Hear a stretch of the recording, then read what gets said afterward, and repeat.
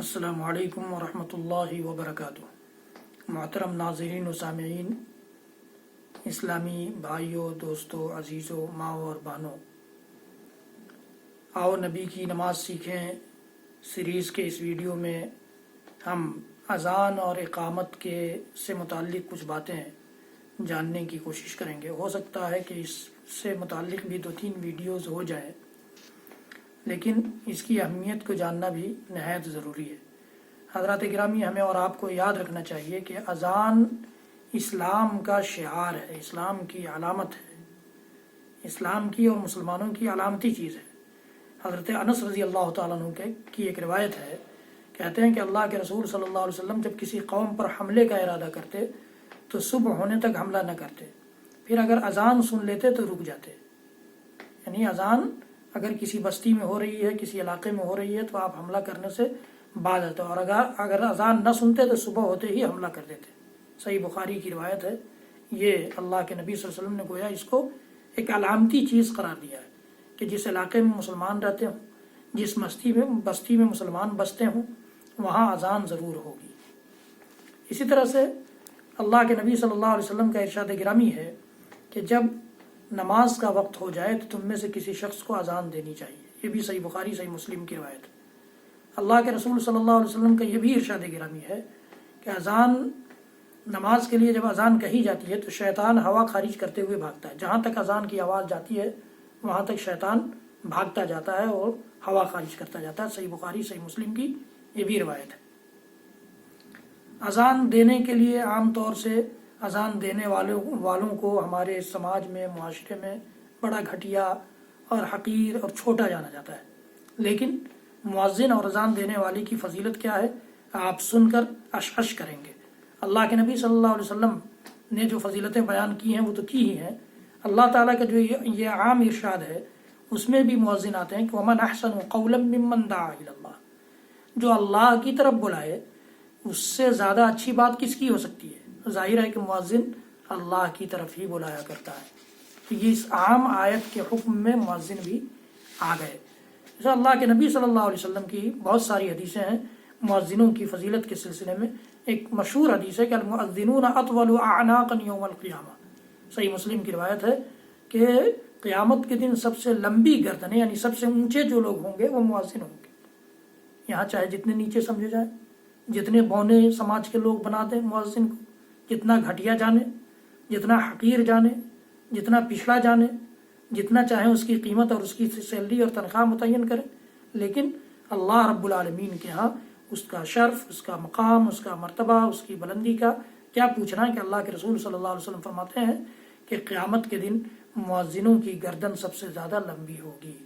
اللہ اکبر۔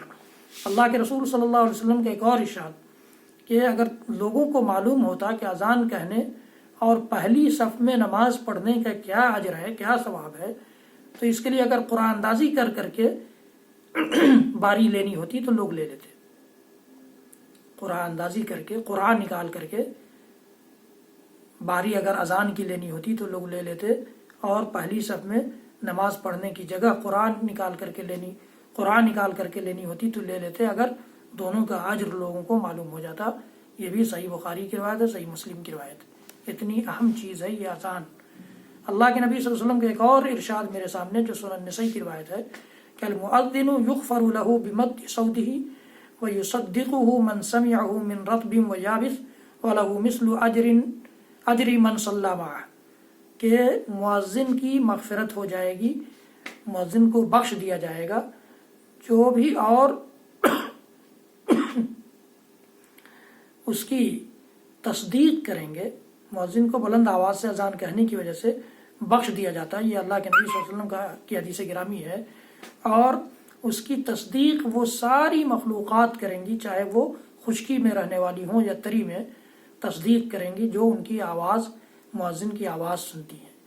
وہ کل قیامت کے دن گواہی دیں گی، وہ تصدیق کریں گی وہ مخلوقات، اور اس کے لیے ان لوگوں کے ثواب کے برابر اجر ہوگا۔ مؤذن کو ان سارے لوگوں کے ثواب کے برابر اجر بھی ملے گا جو اس مؤذن کی اذان سن کر مسجد آئیں گے اور نماز پڑھیں گے۔ اللہ اکبر، کتنی فضیلت ہے۔ ایک تو اس کی بلند آواز سے اذان دینے کی وجہ سے بخشش ہو جائے گی، دوسرے اس کی گواہی، اس کے اللہ کی طرف بلانے والا ہونے کی گواہی وہ ساری مخلوقات دیں گی، خشکی اور تری کی، جو اس کی آواز سنے گی، اور تیسرے اس حدیث میں جو بیان کیا گیا کہ اس کی اذان پر لبیک کہنے والے جتنے لوگ ہوں گے، جتنے نمازی ہوں گے، ان سب کا اجر بھی اکٹھا اس کو مؤذن کو بونس کے طور پر ملے گا۔ تصور کیجیے آپ اللہ کے رسول صلی اللہ علیہ وسلم کا کی ایک اور حدیث میرے سامنے ہے کہ امام ضامن اور ذمہ دار ہے اور مؤذن امین اور قابل اعتماد ہے۔ اے اللہ اماموں کو صحیح علم و عمل کی ہدایت دے اور مؤذنوں کی بخشش فرما، اللہ کے نبی صلی اللہ علیہ وسلم کا ارشاد ہے۔ گویا اللہ کے نبی صلی اللہ علیہ وسلم نے دعا دی ہے کہ امام چونکہ ضامن ہے اور ذمہ دار ہے مقتدیوں کا، تو ان کے صحیح علم و عمل کے لیے اور ہدایت کے لیے اللہ کے رسول صلی اللہ علیہ وسلم نے دعا کی، اور مؤذن امین ہے، امانت کے ساتھ وقت پر اذان دیتا ہے اور اقامت کرتا ہے، وہ اعتماد کے لائق ہے، تو اللہ کے رسول صلی اللہ علیہ وسلم نے اس کے لیے بخشش کی دعا فرمائی۔ سنن ابی داؤد جامع ترمذی کی روایت ہے۔ مؤذن کی فضیلت بیان کرتے ہوئے آپ صلی اللہ علیہ وسلم نے فرمایا کہ آپ کا رب بکریوں کے اس چرواہے سے خوش ہوتا ہے جو پہاڑ کی چوٹی پر اذان کہتا اور نماز پڑھتا ہے۔ اللہ عز و جل فرماتا ہے میرے اس بندے کو دیکھو، مجھ سے ڈر کر اذان کہہ رہا ہے اور نماز پڑھ رہا ہے، میں نے اسے بخش دیا اور اسے جنت میں داخل کر دیا۔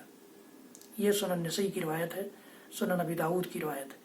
تو یہ اذان دینے والوں کی فضیلت ہے، اس لیے ہم گرچہ اذان دینے والے نہ بن پائیں، موقع ملے تو ہم بھی اذان دیں، اگر نہ بن پائیں تو کم از کم اذان دینے والوں کو گھٹیا نہ جانیں۔ رب العالمین ہم سب کو کہنے سننے سے زیادہ عمل کی توفیق دے اور اذان پر لبیک کہنے والوں میں سے بنا دے۔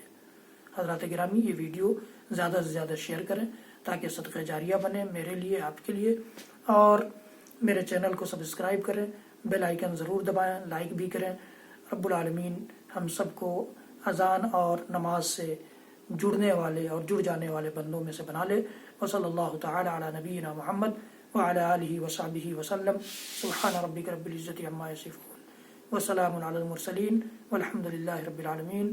والسلام علیکم ورحمۃ اللہ وبرکاتہ۔